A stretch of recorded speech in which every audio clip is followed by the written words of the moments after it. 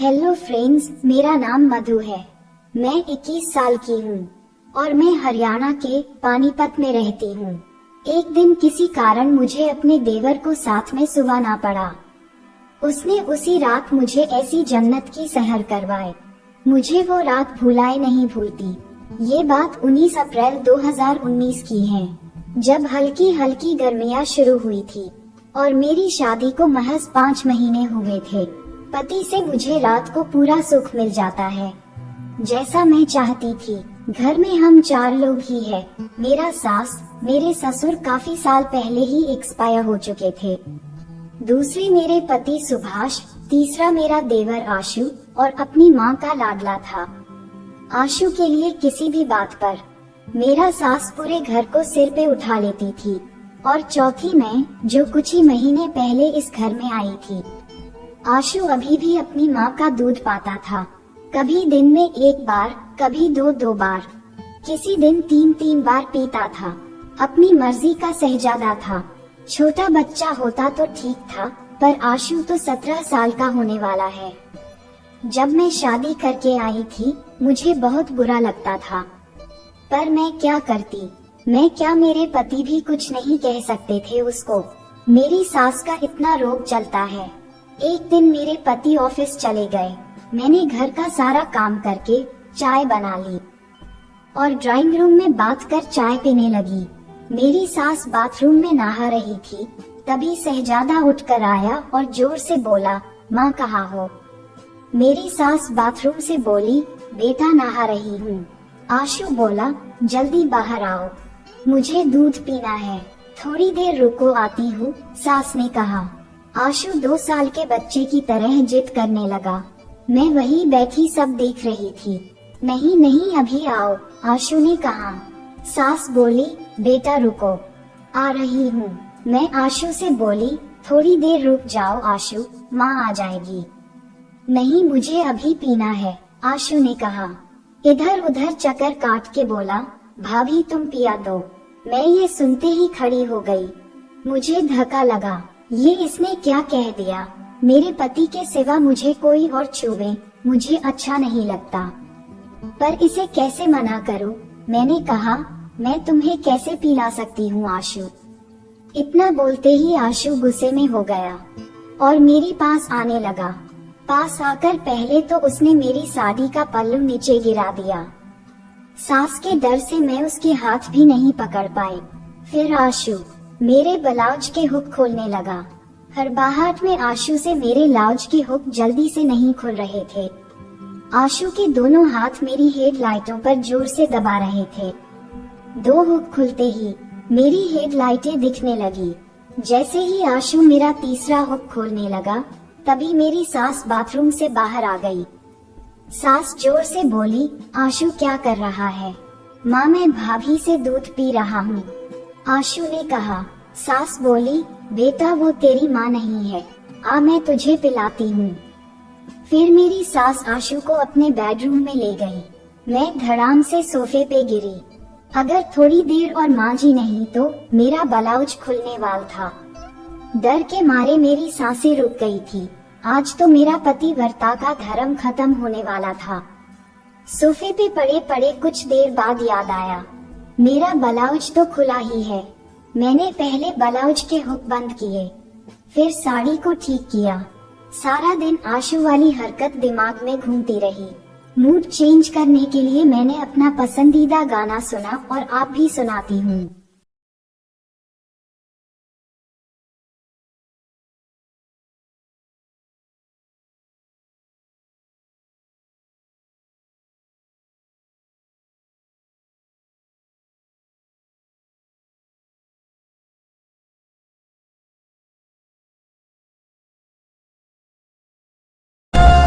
ये गाना मैंने 20 बार सुना, तब जाकर दिमाग शांत हुआ। फिर शाम को जब मेरे पति घर आए तो एक दिल की बता दूं, नहीं रहने देती हूँ। घर में बेकार का हल्ला होगा। रात का खाना खाकर सब चले गए। मैं किचन की सफाई कर सोने गई। जैसे ही मैं बेड पे बैठी, पति ने मुझे किस करना शुरू कर दिया।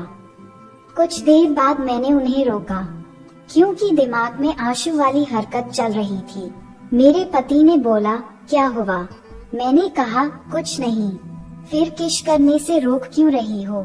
मुझे लगा एक पतिव्रता पत्नी को अपने पति से कुछ नहीं छुपाना चाहिए।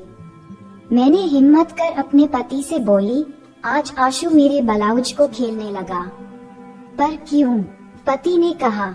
उन्हें इस बात पे जरा भी गुस्सा नहीं आया। मैंने बोला, माँ बाथरूम में थी और आशु को दूध पाना था। मैंने उसे मना कर दिया पिलाने से, तो आशु ने जबरदस्ती पीना चाहा। ये बात सुनकर पति थोड़े उदास हुए। फिर बोले, अगर कभी आशु दूध पीने के लिए बोले तो उसको मना मत करना। इस घर में आशु को किसी चीज के लिए मना नहीं करता, और तुम भी कभी मत करना। ये बात बोल के सो गए। अब मैं क्या करती, यही कुछ नहीं बोले। अगले दिन मैं सुबह उठी तो देखती हूँ कि मेरे गले की चैन टूट गई है। मैंने ऑफिस जाते वक्त अपने पति से कहा, शाम को आते वक्त मेरी चैन को ठीक करवाते लाए। वो बोले, ठीक है। फिर पति ने मेरे गालों पे किश किया और चले गए। मैं किचन को साफ करके फिर आंगन के फर्श को पानी से साफ करने लगी। करते करते मेरा पैर फिसल गया और मैं गिर गई। आशु जोर से हंसने लगा। चारपाई पे बैठी मेरी सास ने कहा, गधे, जाकर अपनी भाभी की मदद कर। रहने दीजिए माँ जी, मैं उठ जाऊंगी। जैसे ही मैं उठने लगी फिर से गिर गई। अब आशु मेरी मदद के लिए आ गया। आशु ने मुझे गोद में उठा लिया, जैसे हीरो हीरोइन को उठाता है। मैं तो हैरान रह गई। आशु ने मुझे सास के पास बैठाया। मैंने मेरी सास से कहा, मैं तो आशु को अभी भी बच्चा समझती थी, ये तो पूरा मर्द है। आशु बोला, भाभी, मैं अभी भी माँ का दूध पीता हूँ, इसलिए अंदर से मर्द हूँ। फिर अपनी माँ से बोला, माँ दूध पिलाओ ना। मेरी सास ने मेरे सामने ही अपना सूट हटा के आशु को दूध पिलाने लगी। आशु जोर से दूध पी रहा था, जैसे भैंस का बच्चा पीता है। ये देख के मैंने सोचा, कल अगर आशु मुझसे दूध पीता और मुझे दूध तो आना नहीं था, ये तो मेरी हेडलाइटों को बुरी तरह खा जाता। मैंने फैसला किया कि आज के बाद आशु से दूर रहना होगा। मेरी सास का आशु के प्रति प्यार देखकर मुझे बड़ी हैरत होती है। माँ बेटे का ऐसा प्यार मैंने कभी नहीं देखा। रात को खाना खाने के बाद आशु और मेरी सास सोने चले गए। किचन की खिड़की खोल के मैंने अपने पति से कहा, सुभाष आप चलो, मैं बर्तन साफ करके आती हूँ। सुभाष चला गया और अचानक से वापस आकर मुझे पीछे से बाहों में भर चैन देना चाहते थे। पति के छूते ही मेरी लंबी सिसकियां निकलने लगी। मेरी सिसकियां देखकर पति ने मेरी चेन वहीं रख दी और मुझे उठाकर बेडरूम में ले गए, और हम दोनों ने वो सब किया जो एक शादीशुदा जोड़े को भूख होती है। सुबह मैं एक नई ताजगी से उठी और पति के लिए लंच बनाने लगी। जब पति ऑफिस जाने लगे तो मैंने उनसे कहा, आज शाम को मेरी चैन लेते आना। वो तो मैंने रात को किचन में रखी थी। हमने किचन में जाकर देखी तो चैन वह नहीं थी। हम दोनों घबरा गए और माँ जी से पूछा कि कहीं उन्होंने तो नहीं उठाई। माँ जी बोली, नहीं बेटा। हम सब सोचने लगे चैन कहाँ गई। तभी आशु बोला, कहीं रात को कोई चोर तो नहीं उठा ले गया। सुभाष और मेरी सास पुलिस स्टेशन गए कंप्लेंट लिखवाने। कंप्लेंट लिखवाने के बाद सुभाष ऑफिस चले गए और मेरी सास वापस घर आ गई 10 बजे तक। मैंने सास से कहा, माँ जी कुछ पता चला चैन का? नहीं बेटा, अभी तो कंप्लेंट लिखवाई है, तफ्तीश करेंगे, तब जाकर कुछ पता चलेगा। सास कहाँ? आशु बोला, पॉलिश अपने आप ढूंढ लाएगी, चिंता मत करो। करीब 1 बजे के आसपास हम तीनों द ड्राइंग रूम में बैठे थे। तभी इंस्पेक्टर साहब अपने 2 हवालदारों के साथ आए और मेरी सास से बोले, देखिए बहन जी, बात अभी हम ही तक है। अगर चेन घर के किसी मेंबर के पास मिली तो बड़ी बदनामी होगी। बढ़िया रहेगा, आप आपस में तलाशी कर ले। फिर इंस्पेक्टर साहब की गर्दन मेरी तरफ घूमी। मेरी सास ने जवाब दिया, इंस्पेक्टर साहब मेरी तरफ देखिए। ये मेरा घर है, किसी कोठे वाली का नहीं। इंस्पेक्टर को बात सीधी सीने में लगी।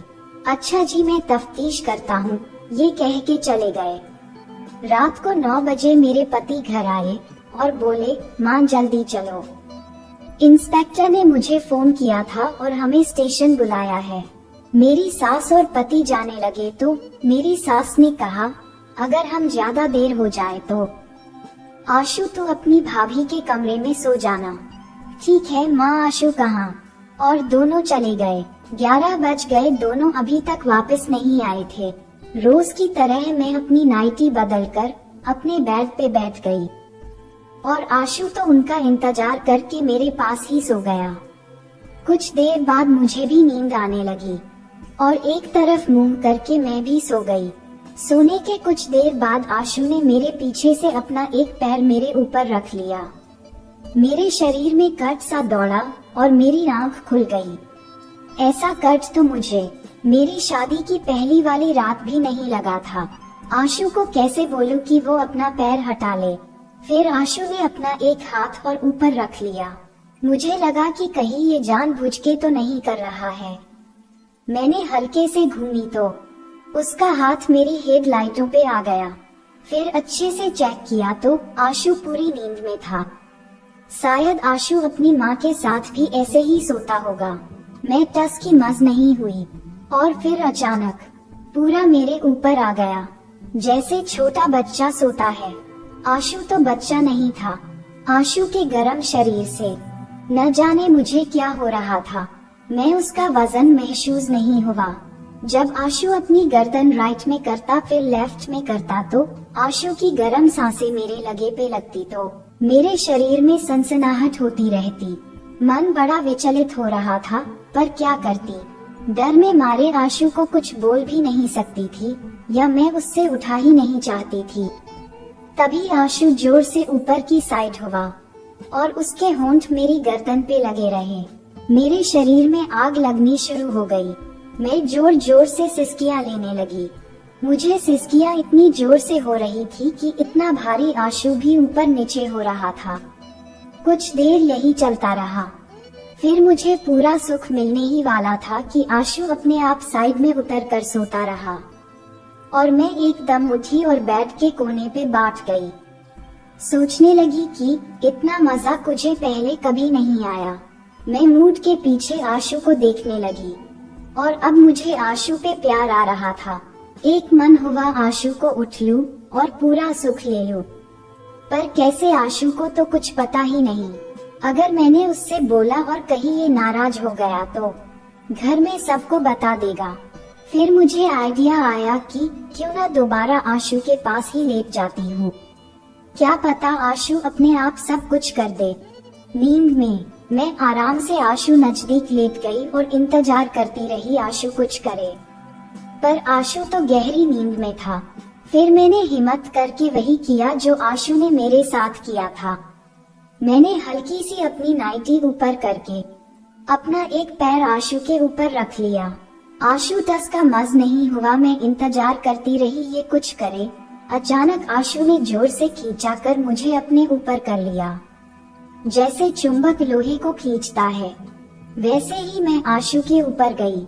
मैं मन ही मन खुश हो गई। अभी भी आशु का शरीर उतना ही गर्म था। मैं अपने आप उसके अंदर समाने लगी। मुझे इतना सुख मिल रहा था आपको बता नहीं सकती।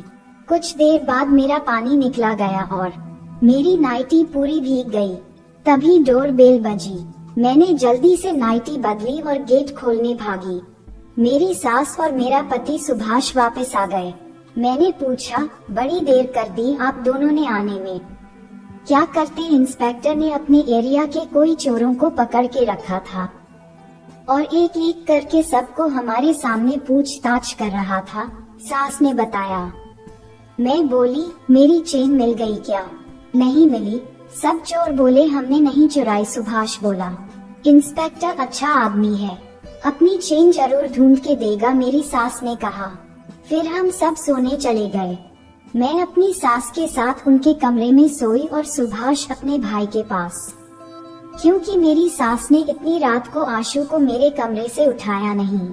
रोज की तरह सुभाष 8 बजे ऑफिस चला गया और मेरी सास पूजा करने लगी।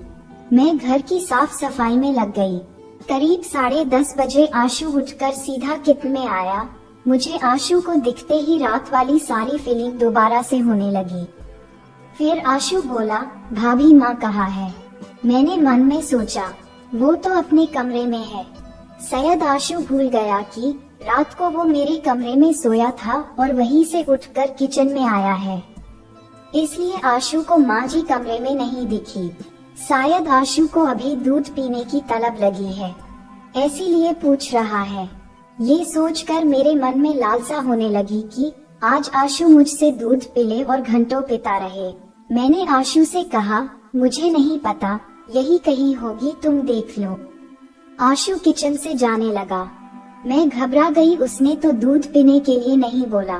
मेरे अंदर तो आग लगी थी। मैंने भागकर आशु का हाथ पकड़ लिया। जैसे ही मैंने आशु को छुआ, वो अभी भी मुझे उतना ही गर्म। मेरी इच्छाएं और बढ़ गई। मैंने बोला, आशु आज तुम दूध नहीं पियोगे। नहीं भाभी, आशु ने कहा। ये सुनते ही मैं सुन हो गई। क्या करती, आशु को जबरदस्ती तो नहीं पिला सकती थी। आशु बोला, भाभी मेरा हाथ। मैंने झटके से उसका हाथ छोड़ा और वो चला गया माँ जी के कमरे में। मैं क्या करूँ, मेरे अंदर आग लगी है। किचन से भागकर मैं अपने कमरे में चली गई। मेरी सांसें इतनी तेज हो गई, मैं बता नहीं सकती। फिर मैं बेड पे बैठी और सोचने लगी, क्या करूँ क्या करूँ। जब कुछ समझ में नहीं आया तो बाथरूम में चली गई और शीशे के सामने खड़ी होकर आशु को महसूस करने लगी। कुछ देर बाद अपने आप संतुष्ट हो गई। जब जाकर आराम आया, फिर मैं नहाकर और दूसरा सूट पहनकर बाहर आई। अब मैं हर वक्त यही सोचती रही, आशु से कैसे नजदीकियां बढ़ाई जाए। कुछ न कुछ पूछने के बहाने आशु के पास जाती और उसके चिपक कर पूछती। ज्यादा देर नहीं चिपकती, कहीं मेरी सास को न शक हो जाए। करीब 2 बजे इंस्पेक्टर साहब अकेले घर आए। मेरी सास बोली, कुछ पता चला इंस्पेक्टर साहब? कुछ तो पता चला है। क्या बात, आज आप चाय पानी के लिए नहीं पूछेगी? इंस्पेक्टर साहब ने कहा। सास बोली, बहू जाओ इंस्पेक्टर साहब के लिए चाय का इंतजाम करो। मैं किचन में चाय बनाने चली गई। सबके लिए चाय बनाने लगी।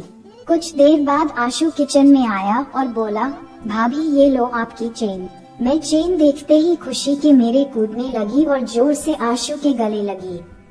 मैं गले लगे बोली, आशु मुझे तो लगा था चेन मुझे दोबारा नहीं मिलेगी।